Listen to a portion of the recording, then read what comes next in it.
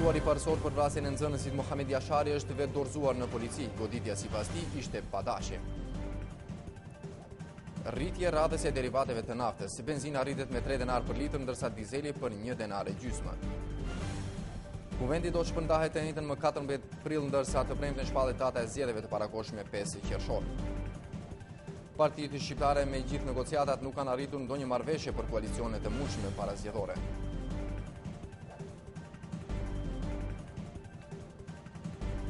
Përshëndetje dhe mirë se vini me edicion në lajmeve të orës 18 në televizion Alsat, në nderuar shikues. Nga zhvillimet e tjera të ditës në këtë edicion lajmesh gjithashtu do të ndiqni. Ish-presidenti i Shqipërisë Mojsiu kundërshton termin kosovar. Ai thotë se Kosova është thjesht krahinë e Shqipërisë. Mbyllet java 25 e ligës së parë futbollistike të Maqedonisë. Renova dhe Vardari u ndan me rezultatin 1-0. Dhe në vazhdim do të flasim më gjërësisht për titujt e paralajmëruar. I dyshuari parësor për vrasjen e nxënësit Muhamet Jashari është vetë dorëzuar sot pranë autoriteteve policore në Shkup.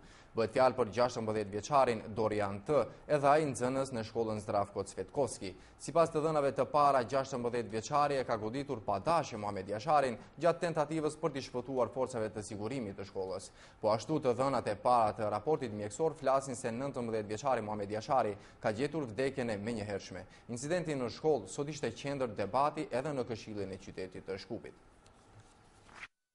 Është arrestuar i dyshuari kryesor për shkaktimin e vdekjes së 19 vjeçarit Muhamet Jashari ditën e premte në oborin e shkollës së mesme Zdravko Cvetkovski në Shkup. Bëhet fjalë për 16 vjeçari nga Shkupi Dorian T. Nga Ministria e Punëve të Brendshme thonë se i mituri së bashku me njërin nga prindrit me vetë iniciativë është dorëzuar në një nga stacionet e policisë në Shkup. Sipas policisë, 16 vjeçari Dorian T do të duhet përgjigjet për veprën penale vrasje, kurse i involvuari i dytë, 19 vjeçari Darko A, i cili veç më gjendet në paraburgim, do të përgjigjet për shkaktim të dhunës. Krivičната prijava i делото za koje što Padia penale dhe vepra për të cilën do të përgjigjet i dyshuari do të definohet në bashkëpunim me prokurorinë themelore Shkup. I dyshuari i dytë, i cili tani dyshohet për shkaktim të dhunës, në fakt para 2 ose 3 javëve ka pasur një qerim me sapesh, i cili me shuplaka ka sulmuar fëmijën e sëmur. Kurse ajo që ndodhi të premten ishte pasojë ngjarjes së parë, pasi në mes të dyshuarit të dytë dhe nxënësit të lënduar, fillimisht ka pasur zëng verbale dhe më pas zëng fizike. Në një moment, sipas informatave të para, tani më fëmiu i vdekur ka tentuar të ndihmojë shokut të tij, i cili ka qenë i sulmuar. Por dy të dyshuarit në rastin konkret, gjatë tentimit për të ikur nga obori i shkollës, i dyshuari i parë me një shufër hekuri ka sulmuar në afërsi të zemrës, pas shka fëmiu i vdekur kishte rënë për toke dhe më pas nuk mbijetoi lëndimin. Ndërkohë kryetari i qytetit të Shkupit Koce Trajanovski kërkoi nga kryetaria e Këshillit të qytetit të Shkupit që të mbahet seance jashtëzakonshme e Këshillit të qytetit lidhur me dorëzimin e informacionit për zhvillimet e fundit në shkollën e mesme Zdravko Cvetkovski. Do të bisedohet për incidentin që ndodhi në shkollën e mesme Zdravko Cvetkovski. Nxënësi i cili psoi në incident Muhamet Jashari ka lindur në vitin 1992 në fshatin Kondov të Shkupit dhe ka qenë djali i vetëm në familje. Edhe pse qyteti i Shkupit vendosi sigurim fizik në përshkolla, mbikëqyrje vizuale dhe arsimtar kujdestar, tragjedia nuk ishte evituar. Ndrojmë temë, çmimet me pakisë të benzinës prej sonte në mesnat do të rriten për 3 denar për litër, ndërsa dizeli dhe vaji ekstra i lehtë për 1.5 denar.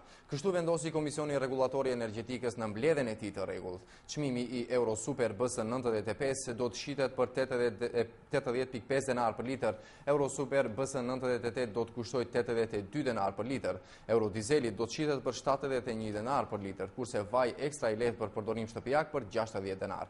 Rritjet e fundit të derivateve të naftës arsyeton me rritjen e çmimit të naftës së papërpunduar në tregjet botërore për 5.18% gjatë 2 javëve të fundit, ku një fuqi naftë kushtonte mesatarisht $120. Dhe në vazhdim nga ngjarjet politike të njëjtën shpërndahet kuvendi, ndërsa të premten shpallet data 5 qershor për mbajtjen e zgjedhjeve të parakohshme. Kështu vendosë sot në koordinimin në kuvend mes grupeve parlamentare. Nesër pritet edhe emërimi i Boris Kondarkos në krye të Komisionit Shtetëror të Zgjedhjeve. Të premten edhe zyrtarisht, kryetari i Kuvendit Trajko Veljanovski do të shpallë zgjedhjet e parakohshme parlamentare për më 5 qershor. Kjo është arritur në takimin e sotëm me nënkryetaret e parlamentit dhe shefat e grupeve parlamentare të partive në pushtet VMRO, DPMN dhe BDI. Në këtë takim po ashtu është arritur marrëveshje që nesër parlamenti të emëroj Boris Kondarkon për kryetar të ri të KSZ-s, ndërsa seanca për shpërbërjen e Kuvendit do të mbahet të njëjtën më 14 prill. Gjatë ditës së sotme dhe të nesërme do të mblidhen nënshkrimet e deputetëve që dëshirojnë të nënshkruajnë vendimin për shpërbërje të parlamentit. Gjatë ditës së nesërme do të vazhdojnë seancat që kanë të bëjnë me votimin e ligjeve, për të cilat nevojiten 2/3 e votave, duke përfshirë amendamentin kushtetues dhe emërimin e kryetarit të Komisionit Shtetëror Zgjedhor. Nga ana ime do të caktohet seanca e parlamentit të njëjtën më 14 prill për vendim për shpërbërje të Kuvendit dhe më 15 prill do të nënshkruajë vendimin për mbajtjen e zgjedhjeve. Veljanovski edhe njëherë i bëri thirrje LSDM-s që të merr pjesë në seancën e nesërme, kur edhe pritet të emërohet kryetari i KSZ-s pasi është propozimi tyre. Në fund të fundit do vinë në seancën e seancës kur do të debatohet për shpërbërjen e Kuvendit. Ti thonë qëndrimet e tyre që të mund qytetarët të zgjedhin për opcionin që mendojnë se është më afërt me ta. Por opozita maqedonase ka paralajmëruar se nuk kthehet në Kuvend, ndërsa do të merr pjesë në zgjedhje. Demokracia e Re nuk do të nënshkruajë propozim vendimin për shpërbërje të Kuvendit, por do të merr pjesë në seancë. Edhe PDSH pritet të merr pjesë në seancat parlamentare që kanë të bëjnë me rrumbullaksimin e aktiviteteve rreth procesit zgjedhor.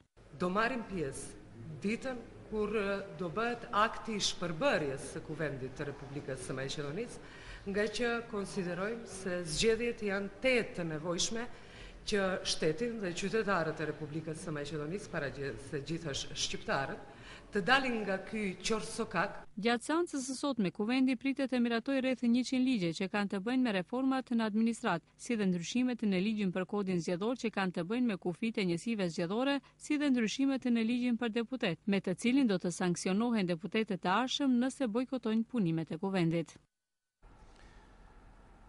Edhe në këto zgjedhje duket se partitë shqiptare do t'i masin forcat të vetme. Megjithatë, negociatat për koalicione të mundshme para zgjedhore deri tani nuk ka asgjë konkrete.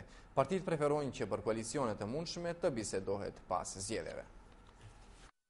Në prag të zgjedhjeve të parakohshme parlamentare, partitë politike shqiptare mbetën të ndara rreth koalicioneve para ose pas zgjedhjeve, edhe pse parimisht të gjitha janë shprehur të gatshme për bashkëpunim. Kryetari i PDSH-s Mendu Thaçi pas takimit që kishte sot me ambasadorin francez Schlumberg, tha se është i gatshëm që pas zgjedhjeve të bisedojë me partitë opozitare për bashkëveprim në bazë të numrit të votave që do të marrin subjektet politike. Po tashmë është vonë. Me partitë opozitare shqiptare ashtu ngeli që mos t'i prishim këtë punët më mirë ta lëm status quo, që më pastaj pas zgjedhjeve të kemi mundësi në bazë të atyre numrave që do të na diktoj populli shqiptar në zgjedhje të mundin të bashkëveprojnë. Paraprakisht me qëndrim të ngjashëm doli edhe kryetari i subjektit më të ri politik Rilindja Demokratike Kombëtare, Rufi Osmani. Ai në një intervistë për Radion Evropa e Lirë tha se koalicionet e mundshme do të shqyrtohen pas zgjedhjeve.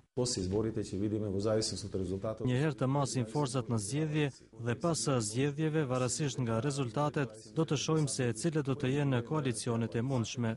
Përkundër Thaçit dhe Osmanit që janë shprehur për koalicionime pas zgjedhjeve, nga partia e Ahmetit nuk e përjashtojnë mundësinë për koalicione para zgjedhore me subjektet e tjera më të vogla me qëllim të forcimit të votës shqiptare. Në partinë e Ahmetit kanë konfirmuar se ka pasur iniciativa për marrëveshje para zgjedhore, por ende nuk ka ndonjë vendim përfundimtar. Idenë e bashkëpunimit të forcave shqiptare e përkrahu edhe Lëvizja Qytetare Zgjohu, e cila takon liderët e partive politike shqiptare për të shqyrtuar mundësinë e bashkëveprimit të gjitha forcave politike shqiptare. Në këtë nismë, ata sot takuan kryetarin e BDK-s Hysni Shaqiri. Ideja shumë fisnike ka karakterin edhe politik, ka karakterin edhe kombëtar. Jam thellë i bindur se kjo nismë e Lëvizjes Zgjohu në krye me kryetarin Artan Grubin do të ketë sukses dhe do të materializohet, sepse kjo iniciativë vjen në momentin e duhur, në kohën e duhur, kur kanë nevojë shqiptarët për bashkim. Vetë motoja e kësaj iniciative flet shumë çka. Pro bashkëpunimit është shprehur edhe kryetari i BDSH-s Bardhyl Mahmuti. Ai ditë më parë tha se janë të gatshëm të shtrinë dorën e pajtimit ndaj të gjithë atyre që janë të interesuar dhe të gatshëm që bashkërisht të realizojnë aspiratën kombëtare dhe të ndalin hovin e diskriminimit që aplikohet ndaj popullit shqiptar. Në një komunikat të PPD-s, thuhet se përpos përkrahjes që i ka dhënë ide zgjedhës shqiptare të komunitetit shqiptaro-amerikan nga Chicagoja për një unitet të partive politike shqiptare para zgjedhjeve të parakohshme, nuk ka zhvilluar negociate për koalicione parazgjedhore me asnjë parti politike, pra as edhe me BD-n. Nga partia e Selmanit ndërkohë bëjnë të ditur se janë të hapur për të unifikuar votën shqiptare para zgjedhjeve me qëllim që pas zgjedhjeve të kushtëzohet mandatari i qeverisë së ardhshme me plotësimin e kushteve të shqiptarëve.